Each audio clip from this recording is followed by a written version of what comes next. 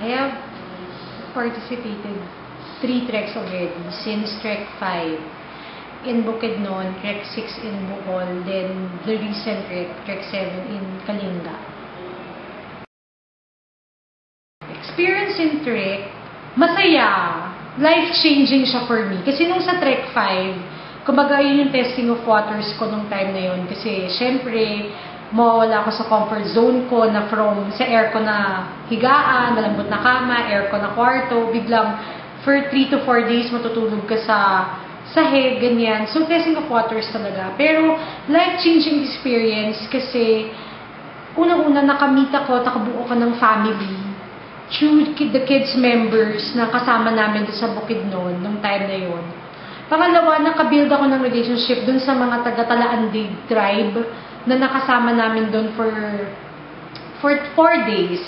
Na doon ko nakita na kahit ganun kasimpleng buhay nila, mafe-feel mo yung genuine happiness. Na sana, ganun din yung mararamdaman ko nung time na yun yung prayers ko pagbalik ko ng Manila.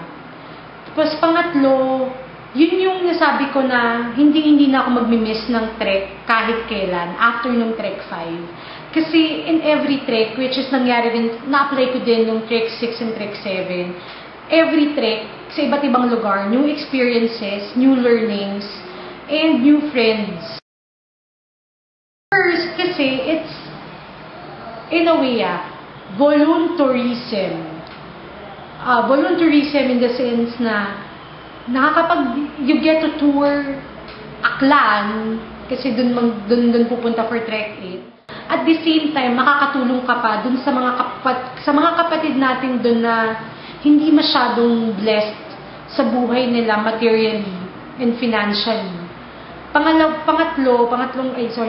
reason is makakasama mo ng mas matagal yung kids' family. In a way, makikilala mo sila, makikilala mo rin yung sarili mo, malalaman mo yung capabilities mo, yung mga kaya mong gawin. Pangatlo, yung chance na makapag-trek ka, makaakit ka sa bundok, kasi minsan akala mo, difficulty mo yun, hindi mo siya kayang gawin. Pero ma-realize mo, strength pala siya. Yun. Hi, I'm John Nataker, inviting you to join Trek 8 this coming November 11 to 15, 2011. For details, you may check our website. It's www.kidsfoundation.org.ph, our Facebook site.